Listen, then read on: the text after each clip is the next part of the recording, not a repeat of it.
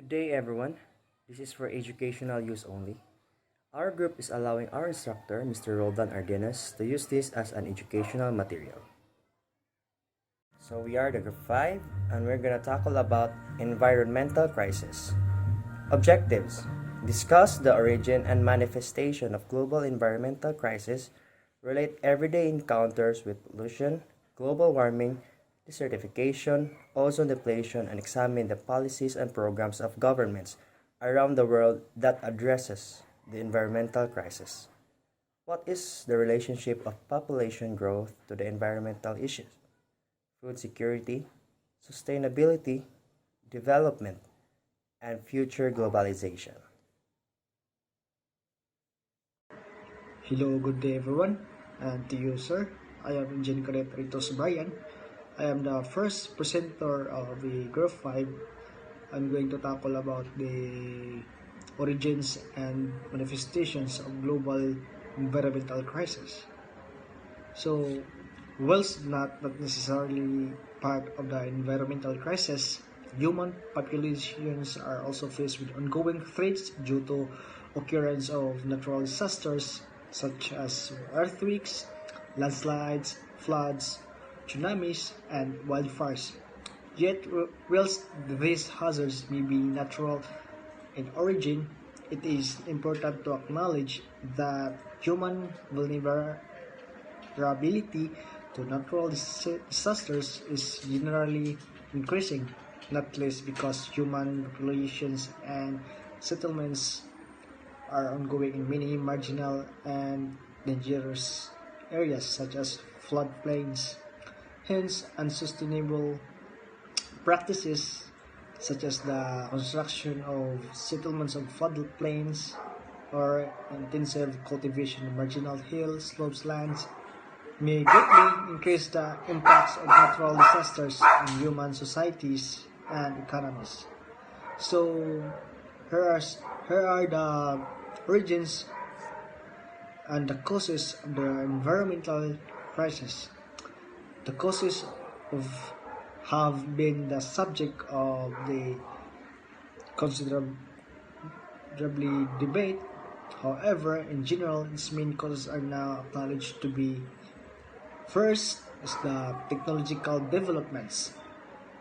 We all know that over the course of human history, and particularly since the Industrial Revolution, which have allowed humans to exert a greater influence over natural resources and ecosystems. The second is the rapid increasing of human populations, which has led to significant increase in human population density in many parts of the world. The third one is a dramatic increase in resource and energy consumption, particularly since the Industrial Revolution and especially since around 1950, which have accompanied with economic growth and rising standards of living in some parts of the world. The fourth one is the emergence and development of capitalist world economy, in which increasing flows of people, resources, products, energy, and waste have occurred, together with increasing environmental impacts. So the fifth one is the utilitarian attitudes towards the environment, which have allowed the unrestricted and exploitation of natural resources and ecosystem.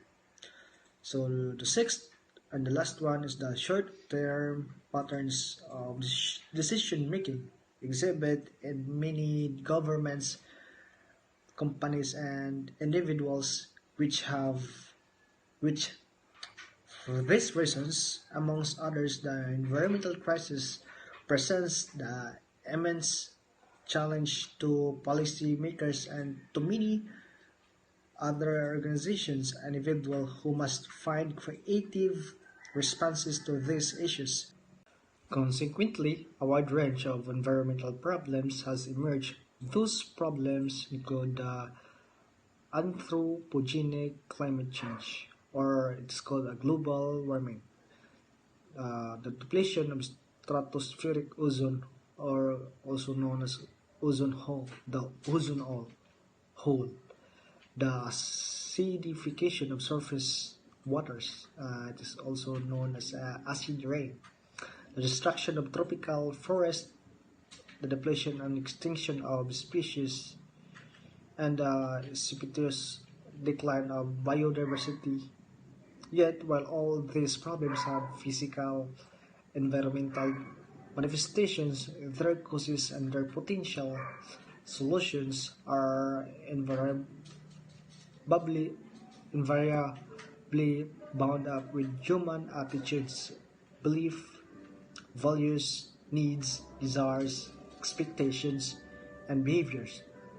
Those symptoms of environmental crisis cannot be regarded purely as physical problems requiring solutions by environmental specialists. Instead, they are intrinsically human problems and they are intimately related to the questions of what it means to be human. So, I am Jean Caretitos Brian, and that's all my report about the origin and manifestation of global environmental crisis. Thank you so much and have a blast. Good day, everyone. We are going to talk about today everyday encounters with pollution, global warming, desertification, and ozone depletion. So, as you can see, you have already. I think that most of us have already encountered with these words, and I think that this is not new to us, and this also has been discussed all throughout the years since in our elementary years about global warming, ozone depletion, desertification, about deforestation, and also we keep on planting trees as we grow up. And now, due to technological advancements, although we are developing, but what we cannot see is that talking about uh, anthropogenic climate change. So meaning anthropogenic meaning is originating in human activity. So let's take this a point that although it's good for us, we can benefit from it. We are being transported by um, cars, vehicles, bus that are using petroleum, although it can also really contribute to the global warming that we are experiencing right now. And even some scientists says that we only have few years until we can reverse the effect of it. And now many of these came from the car emissions. Even our in our refrigerators with chlorofluorocarbon, also known as CFC, and also came from the factories which are emitting emission of from factories that can be harmful. So this is what we call the greenhouse effect that can really contribute to the environmental crisis, and also what the water pollution coming from the factories or different kind of stores that are irresponsibly throwing out their garbage into rivers and seas and shores, and many kind of doings that can really affect our environment. So these can cause major man-made disasters. Even the typhoons that we're experiencing right now, it is due to the warming up of the Pacific Ocean. That is also really alarming, and these are man-made disasters, as what we call, as you can see in the PowerPoint. It is the anthropogenic climate. So it is originating in human activity. So also in the agriculture and pastoralism. So why does agriculture and pastoralism can also affect the or give contribution to the environmental crisis today? So first, the so according to epi.gov, so in 2020, greenhouse gas emissions from agriculture economic sector accounted for 11% of total US greenhouse gas emissions. So as you can see, it is a I think that is a large already significant amount of percent for the greenhouse gas emissions. So this greenhouse can really contribute to the global warming as the heat in the on our Earth in this world is bouncing in the atmosphere, and also the ozone depletion, which the sun can directly affect the temperature of our environment. And greenhouse gas emissions from agriculture have increased by 6% since 1990. Although we are developing in agriculture and economic sector, but we cannot we cannot really deny the fact that we also contributed to the greenhouse gas emissions that can also cause global warming. So next, with the pastoralism, so it is a form of animal husbandry where domesticated animals known as livestock are released onto large vegetated outdoor lands for grazing, historically by nomadic people who moved around with their herds. So the species involved include cattle, camels, goats, yaks, llamas, reindeer, horse, and sheep. So as you can see, there's nothing really wrong about pastoralism, but these can also change and destruct the natural environment. So meaning deforestation just for the livestock, and as what have I understood also. Yes, but we are advancing many different cars, fuel injected cars, but also we cannot deny the fact that the car emissions, these the fuel of the car emissions also came from the fossil fuels, and these impacts could really potentially can contribute to the global temperature, even rising of the sea level of the melting of polar ice caps due to these contributions to the global warming. And also it can affect the habitat and also the species distributions and ecosystem in function of our environment, because of the rising of heat in the global warming. Any kind of ocean can cause hurricanes, and if we do not continue, if we did not stop this, like, I think that we need to embrace the electric cars or electric transportation, because it does not emit that much, or it does not really emit um, carbon dioxide in our atmosphere that can cause ozone depletion, and also greenhouse effect that can cause global warming. So we need to think and also act with this, because what we're doing right now, it's anthropogenic, and we need to act on it.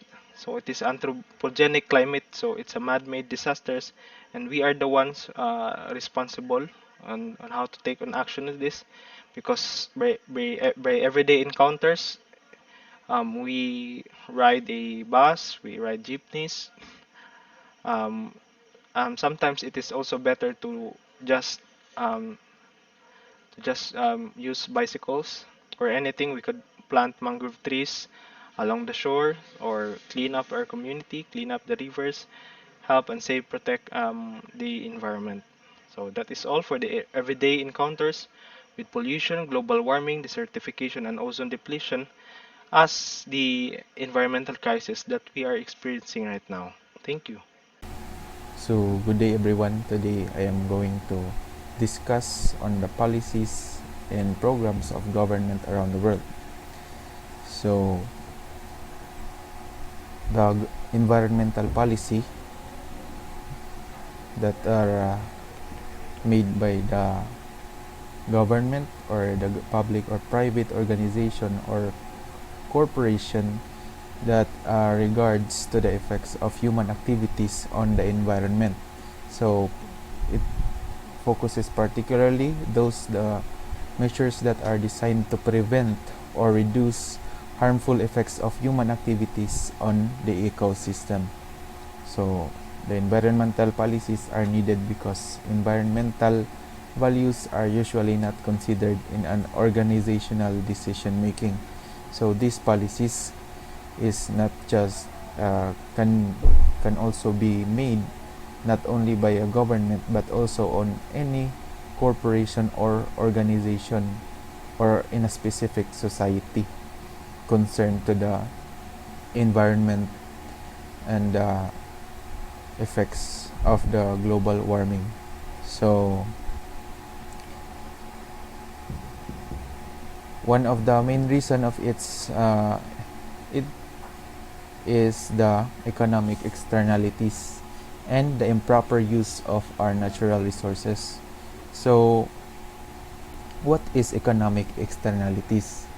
So these externalities are the conditions of the market that fails because of the increasing economies of scale in the production, the publicization of good in the market, and lastly the production and consumption that have externalities. So these are some of the factors that affects and reflects the environmental concerns, though the polluters do not usually get the consequences of their actions, but mostly it affects and throws the consequences to the surroundings in the society or maybe in the future. And next, the second main reason or factors which these policies are established is the improper use of our natural resources. So people just took this for granted, because we assume that the earth is abundant to it, and little did we know that these resources could also hold the production, and we should take this seriously. We should take this seriously to preserve for the future generations to come. And for an individual like us, it is just rational to use a common resource without considering its limitations. But that self-interested behavior will lead to depletion of the shared limited resources, and that is not in anyone's interest, as we all know. So individuals do so because nevertheless they reap the benefits in short term, but the community pays the cost of depletion in the long term. So that is what we are basically doing right now. We are abusing the benefits of our ecosystem, our natural resources, and since incentives for individuals to use a common sustainability are weak, the government has a role in the protection of the commons. And regulation is used to establish minimum environmental quality standards, such as interventions to try, stimulate, or discourage specific behaviors and their consequences, and involving specific emissions and environmental inputs. So there were also regulations and agreements that were made in this global policy, which was headed by the United Nations. So next is the government programs that were made to help contributing finding solution to the environmental crisis. So there were a lot of government around the world. The government around the world has made programs and cooperated in the environmental related activities to help minimize and resolve the crisis. So here in the Philippines, one of its projects or programs were the rehabilitation, whether it may be in the forest like tree planting, and bodies of water including bay areas and beaches such as in the Manila Bay and in Boracay, and also educational programs that help the citizens to be more knowledgeable and the laws that are enforced to protect the environment, and also the land administration. And the scheme includes the protection of marine ecosystem programs that helps the maintenance and protection of coastal and marine ecosystems, coral reefs, and seagrass assessment. And there is also an enhanced biodiversity conservation. This biodiversity conservation helps to support the establishment of ecotourism areas, and lastly, the critical habitats where the endangered species live. So that would end my discussion. So my next group meet will continue further for the next topic. I am Injit Candet Tantila, so I'm gonna report about the policies and programs of government around the world. So each year, the United Nations Climate Conference global leaders meet to discuss actions we can take to help prevent and better prepared for climate change. So at COP21, the first binding global climate accord, the Paris Agreement was born. So this year, during the COP23, delegates to establish rules to allow for its proper implementations. So as individuals, most of understand what we can do to reduce emissions, like save energy, use the car less, recycle more, make a better consumption choices, and engage family planning. So, about the environmental policies, sorry for the interruption. About the environmental policies, any measurements by the government or corporations or other public or private organizations regarding the effects of human activities of the environment. So, particularly those measures that are designed to prevent or reduce harmful effects of human activities of ecosystem. So, environmental policies are needed because of environmental values are usually not considered in organizational decisions making. So there are two main reasons for the omissions. So the first one is the environmental effects of ecosystem externalities. So populators do not usually uh, bear the consequences of their actions. So the negative effects of most often occurs elsewhere or in the futures. So second, um, the natural resources are almost always underpriced because they are often assumed to have infinite availability. So together, those factors result in what American ecologist Garrett Hardin in 1968 called the tragedy of commons. So the pool of natural resources can be considered as common that everyone can use their own benefit. So for an individual, it is rational to use common resources without considering its limitations. But the self-interested behavior will lead to deceptions or shared limited resources in. So good day everyone, I'm Engine Cadet Harvin Caballero. So I'm here to talk all about what is the relationship of pollution growth to environmental issues. More people require more resources, which means that as the population increases, the Earth's resources deplete move rapidly. The result of this depletion is deforestation and loss of biodiversity as humans strip the Earth of resources as accumulate rising pollution number. So population growth also result in increased greenhouse gases, mostly from carbon dioxide or CO2 emissions. For visualization, during the same 20th century that saw fourfold population growth, CO2 emission increased 12-fold. As greenhouse gases increases, so the climate change pattern, ultimately resulting in the long-term pattern called climate change. So population growth is the increase in the number of humans on Earth. For most of human history, our population size was relatively stable.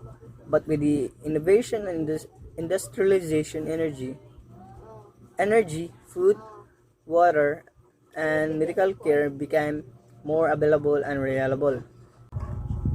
Consequently, global human population rapid increase and continue to do so, with a dramatic impacts on the global climate and ecosystem. We will need technological and social innovation to help us to support the world population, as we need to adapt and to mitigate or mitigate climate and environmental changes. No simple relationship exists between population size and environmental change. However, as global population continues to grow, limits on such as global resources as arable land, portable water, portable water, forests, and fisheries have come into the sharper focus on the in the second half for in the second half for of the 20th century. Decreasing farmland concern. I contribute to the growing concern of the limits to the global food production, assuming constant rates of production per capital land or requirements for food production will near the limit limits of arable land over the course of the 21st century. So likewise, continued population growth occurs in the context in accelerating demand for water, and global water consumption rose sixfold between 19th century and 1995, more than double the rate of the population growth. So the decreasing human population in available places greater demands on the natural environment for habitat resources and waste assimilation through the extent to which of the human population population explosion driving environmental degradation is a complex and controversial question. Significant differences exist in the cultural attitudes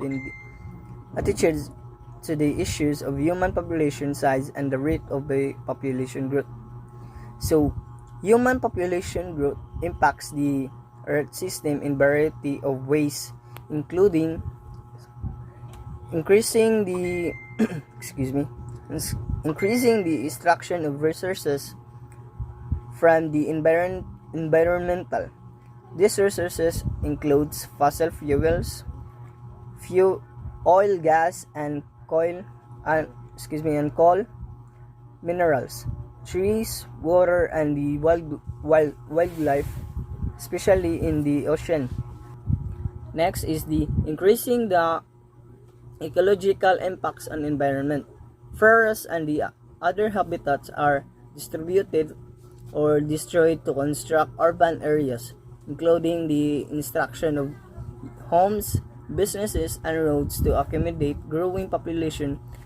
And additionally, as population increase, more land is used for agricultural activities to grow crops and support livestock.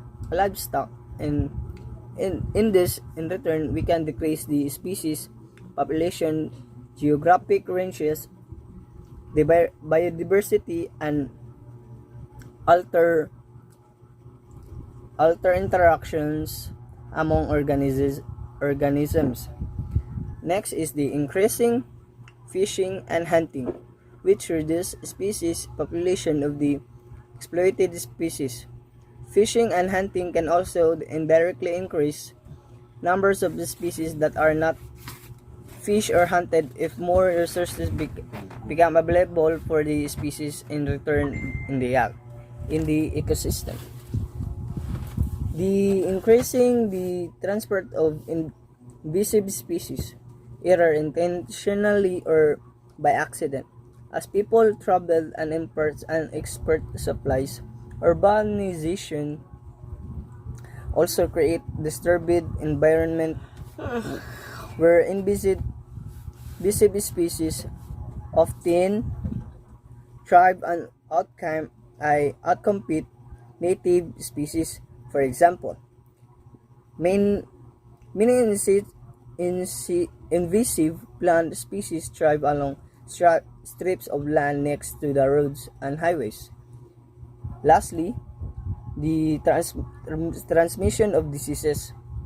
Human living in the densely populated area can rapidly spread diseases with the among population. Additionally, because transportation had become easier and more frequent, diseases can be spread quickly to the new region. So, good, and that's all for my parts, and thank you. So hi everyone, I'm Engine Cadet Satore, and I'm gonna report about the food security. The rise of environmental crime, a growing threat of natural resources, peace, development, and security. The environment provides the very foundation of sustainable development, our health, food security, and our economies. Ecosystem provides clean water supply, clean air, and secure food, and ultimately both physical and mental well-being. Natural resources also provides livelihood, jobs, and revenues to the government that can be used for education, healthcare, development, and sustainable business models. The role of environment is recognized across the internationally agreed 17 Sustainable Development Goals adopted in 2015. The slaughter of elephants and rhinos has raised awareness of the illegal trade in wildlife. We are facing mass extinction and countries are losing iconic wildlife species. However, the scope and spectrum of this illegal trade has widened.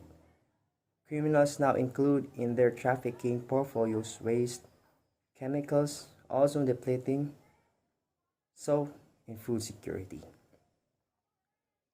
Sustainable food security will require availability of food or sufficient food production, access to food and ability to purchase food, sufficiency in terms of nutrition, including energy, proteins, and micronutrients as well as safety, and stability and foreseeability to these conditions. Good day, everyone. I am Cadet Rex Spencer Tricampo, and I'm gonna report about the sustainability and development. So, in economic, environmental, and social trends, this is driven by technological advances and global integration. The strong economic growth experienced over the last century has been accompanied by gains in materials welfare in all parts of the world. World GDP is projected to expand by 75% between 1995 and 2021, bringing with it increased pressures on environmental and social resources. Governments pursuing sustainable development face the challenges of discerning how best to balance the challenges and opportunities of growth and to decouple economic growth from environmental pressures. Given the global natures of many of the most pressing development challenges such as climate change, it is imperative that countries build strong It is imperative that countries build strong coalition to address issues of common concern and that they adapt institutions and decision-making processes to ever-increasing globalization. It provides an overview of some key economic, environmental, and social trends. As what I said, it is important to sustainable development and discusses the challenges they pose for well-being of current and future generation. So in key features and principles, seeking to link and prioritize among aspiration pertaining to human welfare.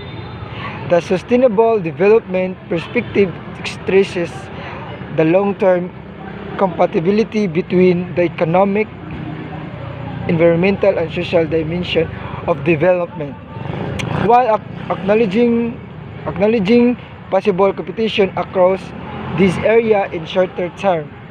Addressing the objectives of sustainable development necessitates the institutional and technical capacity to assess the economic, environmental, and social implication of development strategies and to formulate and implement appropriate policy responses. So lastly, in measurement, the broadness of sustainable development agenda combined with difficulty of calculating such things as the potential satisfaction of future needs or the future impact of current actions poses a significant challenges for measurements. The transitional dimension of key traits to sustainability, which render monitoring difficult, further complicates this problem. Two basic questions inform this discussion. First, what is meant by needs? And second, what is required to ensure that these are being met? And it is attempt to describe the rule of measurement as what I said as what I have said earlier, that it is a measurement. It is attempt to describe the rule of measurement in answering these questions, examining various accounting and analytical frameworks used to organize data on sustainable development. In doing so, it addresses the need for an integrated information set on long-term sustainability issues in the formulation or monitoring of policy. The preliminary set of indicators liberated here should serve as a basis for the further development of measurement frameworks that can adequately account for multidimensional elements of sustainable development. Good day everyone, I am Engine Cadet Sagmon Charles Benson. So my topic is all about future of globalization. So one of the primary results of globalization is that it opens businesses up to new materials in which they can sell goods and source labor, raw materials, and components. So the farther a product travels, the more fuel is consumed, and it is greater level of greenhouse gas emission is produced. So this emission contributes to pollution, climate change, and ocean acidification around the world, and have been shown a significantly impact to the biodiversity. So